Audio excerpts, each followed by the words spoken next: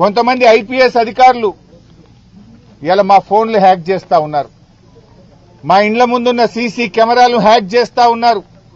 బెంగళూరు నుంచి ప్రైవేట్ హ్యాకర్లను తీసుకొచ్చి వాళ్లకు డబ్బులు చెల్లించి హైదరాబాద్ కమాండ్ కంట్రోల్ రూమ్ లో వాళ్లను పెట్టి ఇవాళ బీఆర్ఎస్ నాయకుల ఫోన్లు హ్యాక్ చేస్తున్నారు, మా ఇండ్ల ముందుండే సీసీ కెమెరాలు హ్యాక్ చేస్తా ఉన్నారు. ఇవన్నీ బయటకు వస్తాయి. నేను ఐపీఎస్ అధికారులను కూడా హెచ్చరిస్తా ఉన్నాం, మా దగ్గర అన్ని సాక్ష్యాధారాలు ఉన్నాయి, టైం వచ్చినప్పుడు అన్ని బయట పెడతాం. రేపు బీఆర్ఎస్ ప్రభుత్వం వచ్చిన తర్వాత మీరు రిటైర్ అయినా మిమ్మల్ని వదిలిపెట్టము. మీరు రిటైర్ అయితమేమో అనుకుంటున్నారేమో గాని రేపు మీ మీద దానికి సంబంధించినటువంటి కేసులు నమోదు చేస్తాం, విచారణ జరుపుతాం. మీరు చేసిన అక్రమాలకు మీరు తగిన మూల్యం చెల్లించుకోవాల్సి వస్తుంది. అప్పుడు రేవంత్ రెడ్డి కాపాడలేడు, మిమ్మల్ని ఎవడు కాపాడలేడు.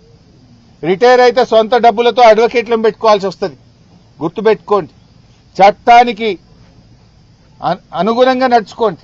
కానీ చట్టాన్ని అతిక్రమించి ప్రైవేట్ హ్యాకర్లను ఎంగేజ్ చేసి బీఆర్ఎస్ నాయకుల ఫోన్లు హ్యాక్ చేస్తే, బీఆర్ఎస్ నాయకుల ఇండ్ల ముందుండే కెమెరాలు హ్యాక్ చేస్తే మీరు రేపు చట్టం నుంచి తప్పించుకోలేరు అనే విషయాన్ని నేను వాళ్ళని హెచ్చరిస్తా ఉన్నా.